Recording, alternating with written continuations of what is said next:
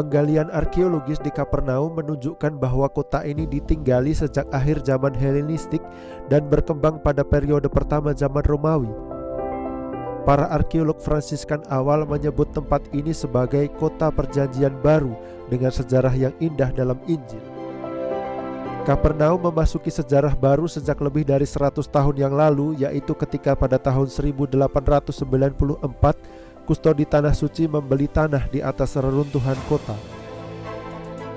Sejak tahun 1968 hingga 2003 tercatat seluruhnya ada 23 tahap penggalian di wilayah milik Fransiskan. Kapernaum terletak di sisi barat laut Danau Tiberias. Di sini ditemukan suatu bagian kompleks kota dengan rumah-rumah yang terbuat dari batu basalt. Ada pula daerah pertokoan dan juga perabot-perabot yang ditemukan yang menunjukkan bahwa wilayah ini dihuni oleh pedagang, perajin, nelayan, dan petani. Penemuan yang paling mengejutkan adalah fondasi gereja Bizantin bersegi 8. Di tempat yang sama dengan itu ditemukan pula rumah Simon Petrus yang adalah juga tempat tinggal Yesus, serta Domus Ecclesia atau rumah ibadat jemaat Kristen perdana. Para peziarah meneruskan tradisi yang sangat kuno dan kuat. Penggalian arkeologi berhasil menelusuri sejarah tempat di Kapernaum. Yang pertama kali ditemukan oleh Romo Gaudenzio Orfali adalah Basilika Segi 8. Penemuan ini terjadi antara tahun 1910 hingga 1920. Itu adalah masa yang sulit dalam sejarah. Bentuk gereja segi 8 sangat umum pada masa gereja awal, dan gereja ini dibangun di atas gereja milik jemaat perdana. Penemuan ini penting karena sesuai dengan yang ditulis oleh peziarah bernama Egeria, yaitu bahwa di atas rumah pemimpin para rasul didirikan sebuah gereja, tetapi tembok rumahnya masih bisa kita lihat.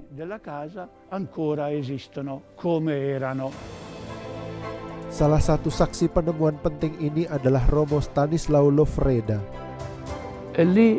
Di tempat itu saya mengakui bahwa saya sangat terharu. Saya melihat bagaimana sumber-sumber tertulis benar-benar sesuai dengan apa yang ditemukan dalam penggalian. Tertulis bahwa rumah Petrus sudah diubah menjadi gereja, tetapi temboknya masih bisa dilihat sebagaimana keadaan aslinya. Pada 29 Juni 1990, kapel yang dibangun di atas rumah Rasul Petrus diberkati.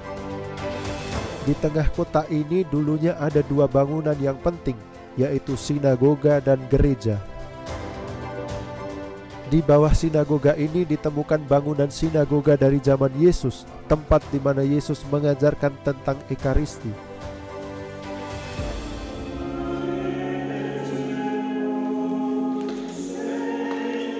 Di Kapernaum, Romo Francesco Paton, kustos Tanah Suci, merayakan Ekaristi pada pekan ketika bacaan Injilnya bertema roti hidup diajarkan oleh Yesus di sinagoga di Kapernaum. Dari rumah Petrus kita bisa melihat melalui dinding kaca tempat Yesus mengajarkan tentang Ekaristi yang ditulis dalam Injil Yohanes bab 6. Ajaran tersebut disampaikan sesudah Yesus melakukan mukjizat penggandaan roti dan ikan. Di rumah Petrus, Yesus membuat banyak mukjizat dan juga pengajaran. Sinagoga di Kapernaum adalah tempat yang sangat penting karena dalam bab 6 Injil Yohanes ada ajaran yang sangat indah tentang roti hidup. Yesus menyebut dirinya sebagai roti hidup. Bapa memberikan roti hidup itu melalui diri Yesus, maka orang yang menerima Yesus akan mendapatkan kehidupan. Ini adalah ajaran tentang Ekaristi yang sedang kita rayakan sekarang.